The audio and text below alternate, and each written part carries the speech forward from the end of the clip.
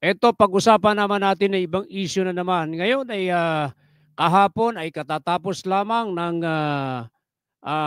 simula ng kampanya ng national position, mga kaibigan, mga senador, mga party list, kanya-kanyang ikot ang mga kandidatong national, kabilang yung mga senador na yan at ang mga party list na yan. Kasabay din ng pagbigay ng desisyon ng Commission on Election na dapat tanggalin ng mga politiko ang kanilang mga illegal campaign materials na naka kabit o nakapaskil sa mga illegal na kanilang pinagkakabitan. So dito, kailangan sumunod dito ang mga politiko, mga kaibigan, dahil kung hindi, maaari silang mabigyan ng sanksyon ng Commission on Election. Susulatan sila ni Commissioner George Garcia at kapag hindi sila tumalima sa loob ng 3 araw, sila ay papatawan ng election offense, mga kaibigan. Ngayon, pag-usapan naman natin ang mainit na issue ng politika, mga kaibigan. Kabilang ngayon dyan sa mainit na naglalaban ngayon sa lalawigan ng Laguna, si Congressman Dan Fernandez, mga kababayan. Itong si Congressman Dan Fernandez, ito ay isa sa mga miyembro ng Quadcom, mga kababayan, na gumigisa sa mga katiwalian ng mga opisyal ng gobyerno, especially yung mga sa PNP at yung mga patayan na yan, ay tumatakbo itong gobernador. Makakatunggali niya si Governor Ramel Hernandez, mga kababayan. Sa kabila ng mainit na labanan ng politika sa lalawigan ng Laguna, ay ang kapulisan naman dyan ay pakaangkaang at walang ginagawang aksyon sa mga naglipa ng mga kriminalidad at lalo na yung mga kinalulukuhan ng mga kababayan natin o ng mga kabataan, yung illegal gambling, mga kababayan. Yung mga peryahan na may mga color game dyan sa lalawigan ng Laguna ay napakarami po dyan na hindi inaaksyonan ng kapulisan na pinamumunuan ni Police Colonel Ricardo Dalmacia, ang Provincial Director ng Laguna PNP. Hindi lamang mga color game sa mga peryahan ang nagkalat daw ngayon sa buong lalawigan ng Laguna, maging ang mga bukis ng small town lottery, mga kababayan. Alam nyo ba na ang small town lottery ay malaking tulong ito para sa income ng PCSO kung saan ito'y nagbibigay ng tulong sa ating mga kababayan. Pero ang modus operandi nitong mga STL operator na ito ay nasa 30% lamang ng kanilang kubransa sa small town lottery na legal ang kanilang ipinapasok na kumbransa. At ang 30% nito, mga kababayan, ay kanilang ipinapasok sa bukis. Pinapasok po yan ng mga operator ng STL. At bukod dyan, kundi dahil dyan, ay talagang malaking buwis ang nawawala sa gobyerno. Bukod pa riyan ang mga individuals na nagpapabukis talaga. Kasi alam nyo, yung STL na yan, yan ho'y napapanood sa telebisyon ang bola niyan. Ngayon, yung mga operator ng bukis ng STL sa buong lalawigan ng Laguna ay namamayagpag, mga kababayan, at sang katutak ang kanilang kinikita dyan sa bukis ng STL. Yan po'y hindi hinuhuli ng kapulisan dahil ang katwiran nila yan daw legal. Subalit, ayon sa mga impormasyon na ating nakuha, yan daw ay talagang gawain na ng mga operator ng STL para sila'y magkamal ng malaking salapi, mga kababayan. At iyang Provincial Director ng Laguna PNP ay masasabi nating pakaangkaang si Police Colonel Ricardo Dalmacia sapagkat hindi niya inaksyonan ang paghuli ng mga bukis ng STL sa buong lalawigan ng Laguna. Oh, hindi lamang yan, ha? Pati yung mga color game yung mga color game sa mga peryahan ay wala ding ginagawang aksyon.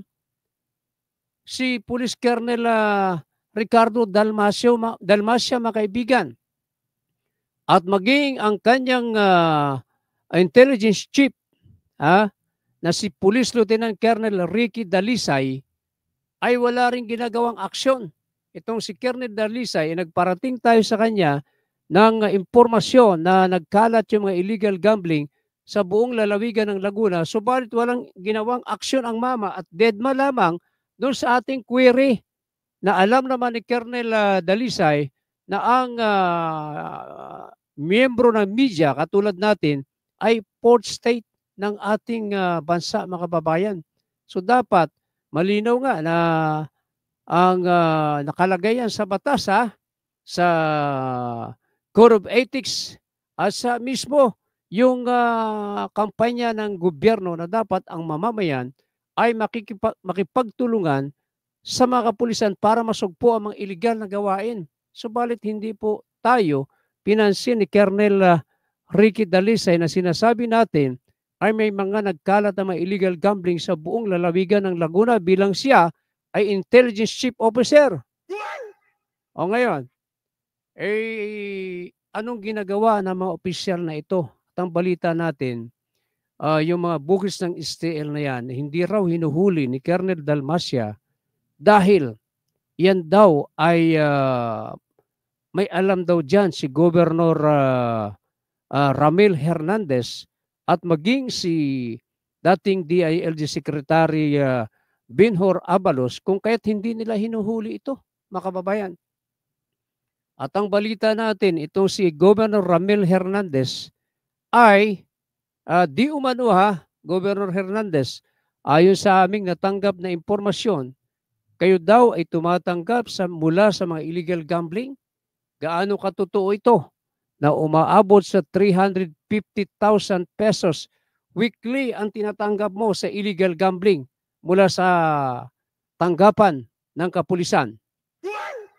Abay dapat, Governor, malapit na po ang eleksyon. Alam naman natin na si Congressman Dan Fernandez, napanood natin yung hearing, no?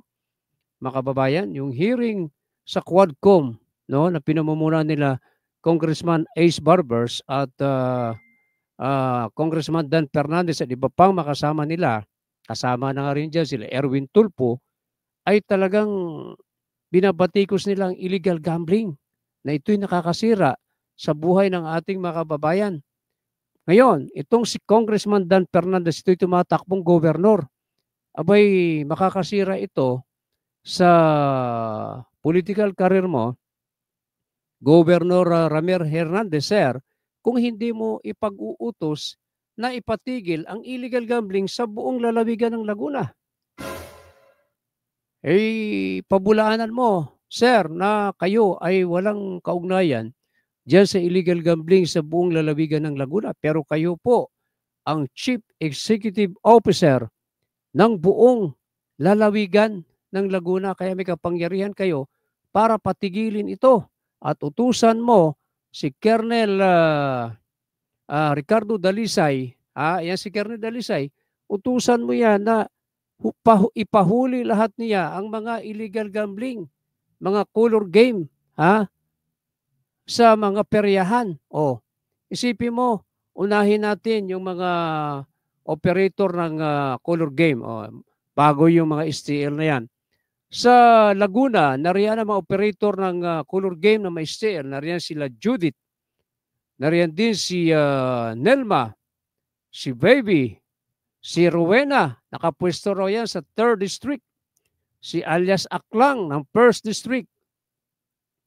At si Tessie sa 6th District yan, mga kababayan. At nagkalat daw ngayon ang mga peryahan sa buong lalawigan ng Laguna. Colonel Dalmacia at Governor Ramil Hernandez, sir.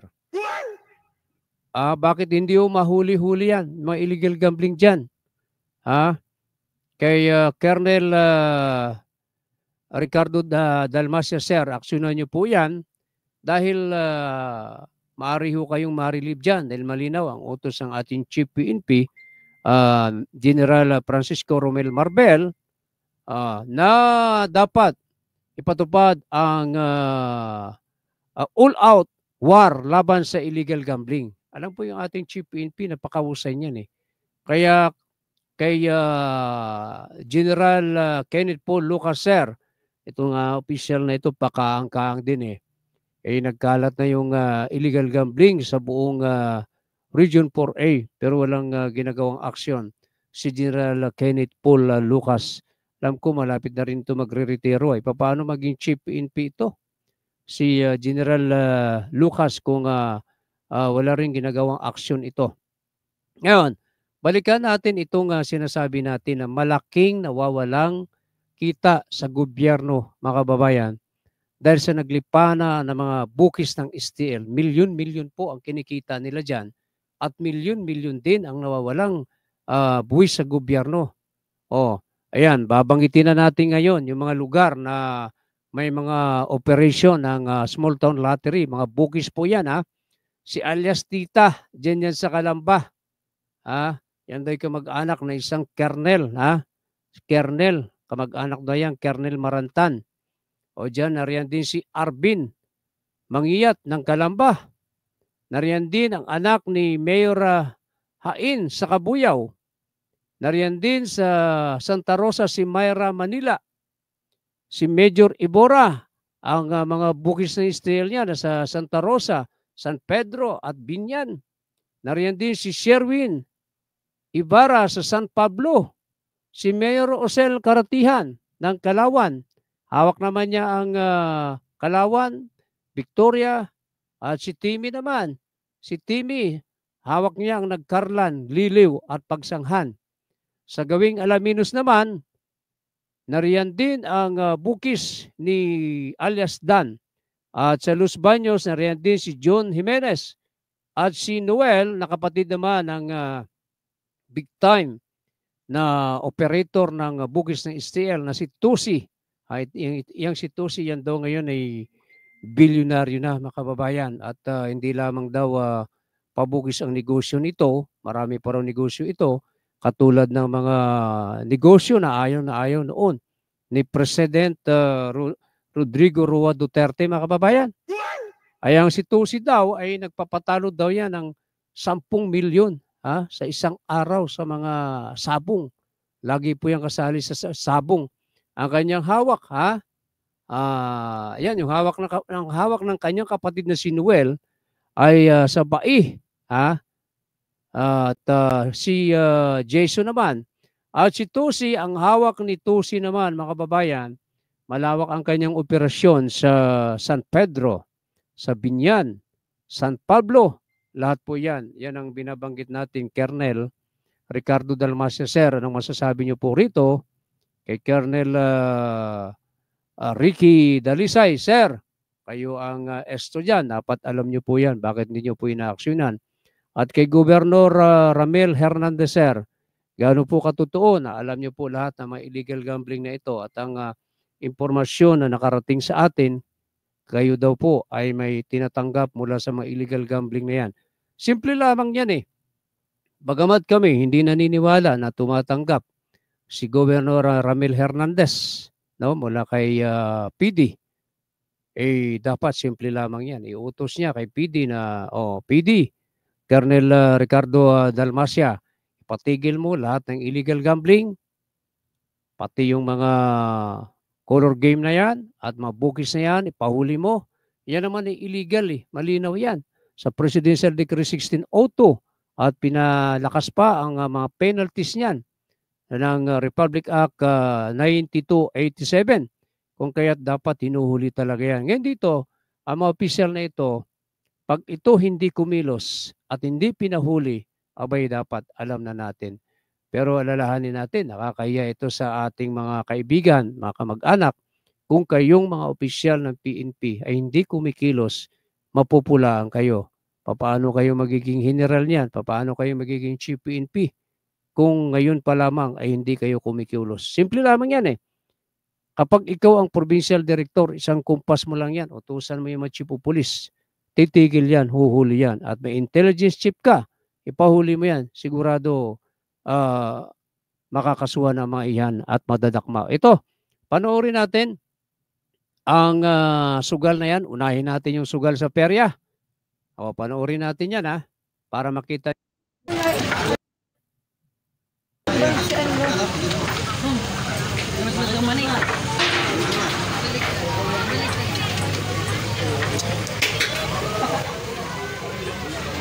Nanalo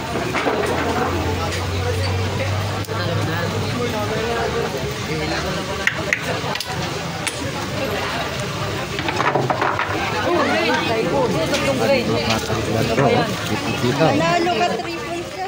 Galing. Dali. Hoy. At 3 points. Ako interest na 5. Dili man po. Kasi yun. Ayan, sa'yo yan. Ito naman. 150 po. Galiw, mama. So yan o, napanood naman natin yan. Kung gaano katindi ang sugal na yan, na color game na yan. Ngayon, malinaw dyan sa sinasabi natin, na malaki ang nawawala sa kita ng PCSO, yung sa STL. Yan makikita natin yung STL.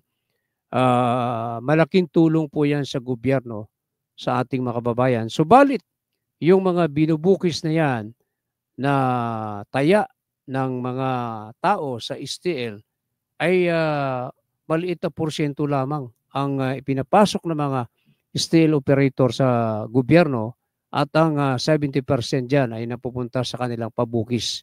Yung kung sino man yung mga, balita natin si Don Ramon ang operator ng bukis dyan sa Laguna, at yung binanggit naman natin na mga STL operator, yan po illegal talaga. Hindi po sila bukis franchise operator. Sila po talaga yung mga bukis operator. Therefore, bakit hindi po hulihin yan? Ipahuli ni Colonel Dalmacia at ni Colonel Dalisay. Simple lamang yan. Ano ang sinasabi ni Secretary Benhur Abalos? Kapag illegal, dapat hulihin. Panoorin natin. Si DILG Secretary Benhur Abalos sa patuloy umanong operasyon ng mga iligal na sugal, pero masosolusyonan naman daw yan sa tulong ng mga lokal na pamahalaan at pulisya. Nakatutok si Cedric Castillo. Kahapon sa press briefing ng Malacanang, nagbabala si DILG Secretary Benhur Abalos. Lahat ng illegal dapat lamang hulihin. Wala pang pahayagang Philippine National Police. Ayun, mga kababayan, nakita naman ninyo, simple-simple. Ang utos ni Secretary Benhur Abalos na ngayon ay tumatakbong senador, pag lahat ng illegal dapat hulihin. O ano sinasabi ni Senador Bongo? Kapag ayaw ng Chief of Police, ayaw ng PD, ayaw ng Mayor, talagang walang illegal gambling. Panoorin natin. Ako po, sangayon po ako dyan. Hindi lang po sa pagpatay. Tama po yung one strike policy. Alam nyo, halimbawa sa isang lugar, sa isang syudad, sa isang probinsya, alam nyo kung ayaw ng pulis at ayaw ng mayor, ayaw ng executive, hindi talaga mangyayari yan. Ibig sabihin, maaaring may lulusot, maaaring, halimbawa, sugal. Pag ayaw ni Chief of Police, ayaw ni Mayor, hindi talaga pwede yan. Pag ayaw ng Police, ayaw ng Mayor, itong mga illegal na activities na ito, hindi talaga pwede yan. So, nasa sa kanila na po yun, nasa otoridad yun kung gusto at ayaw nilang gawin. At yung one strike policy, okay po yun. Isang babala po yun na huwag kayong magpalusot sa inyong lugar. Itong pagpamatay ng mga... Okay, malinaw po, sinasabi ni Senador Bongo. Kaya kilos na, Governor Ramil Hernandez. Ayan si Governor, Kay Governor Ramil Hernandez, sir, kakilala natin yan.